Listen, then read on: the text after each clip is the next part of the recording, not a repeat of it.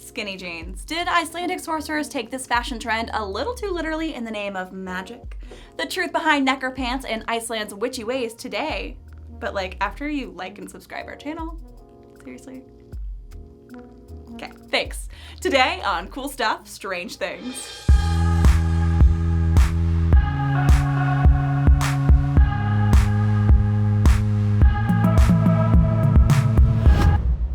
Europe's persecution of witches and the Salem witch trials are pretty well known today, but what you might not know is that Iceland had its own period of persecution, the Age of Fire, taking place between 1654 and 1690. For centuries, Icelanders used sorcery, both black and white, for everything from everyday purposes like obtaining goat's milk, with the help of udder-sucking demons, to traveling cross-dimensional journeys to gain knowledge from the gods. You know, your typical 17th century stuff.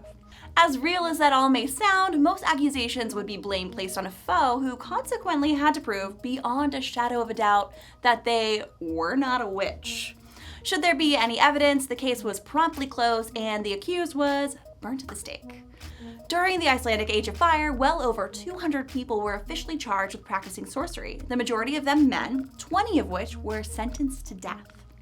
Now, Icelandic sorcery is full of strange stories and lore, but perhaps the most haunting relic of the time are necropants. Pants made out of human skin. Yes, filleted human flesh. Legend has it that Icelandic sorcerers would tear the skin off a dead friend's body and clothe themselves in their flesh, a type of dark magic that was supposed to bring the wearer unlimited wealth. This type of gag-worthiness leaves us asking plenty of questions, but mainly, are they real? It's tricky to tell. The legend of necropants was passed down orally for generations before it was ever written down. Allegedly, the skin would latch on to the wearer's legs like glue, with only one bit remaining loose, a little pocket at the scrotum.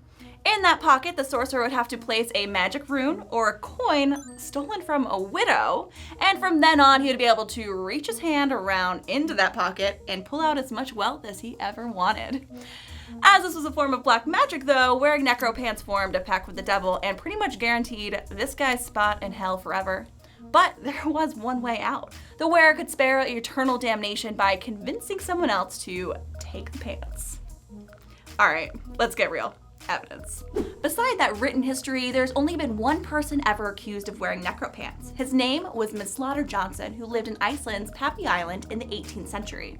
According to lore, Manslaughter amassed an endless fortune rapidly, and it's said that while he was outside one day, a tempest-type storm lifted him up the air, never to be seen again. Straight up vanished and destroyed by the wrath of God. Slightly dramatic, as records of his life note that Manslaughter passed away in his home in 1799 with no drama and no mention of those necropants. Hate to break it to you Buffalo Bill weirdos, but it's likely that the story of Manslaughter's witchcraft were spread by jealous neighbors, much like the accusations of the Age of Fire. It's also likely that the legend of necropants started with Manslaughter himself. Alright, I know you all want to believe, I do too, but believe it or not, there is one known pair of necropants in this world, and it's housed the Museum of Icelandic Sorcery and Witchcraft. Chilling to look at, but you also can't look away. Could these be the real thing, or are they simply just an artistic replica? Let us know your thoughts in the comments below. I'm Sabrina Seek, and we'll be back next week with more cool stuff and strange things. But there was one way out. The wearer could... Besides the written history, there has only been one person ever accused of wearing necropants. Not you.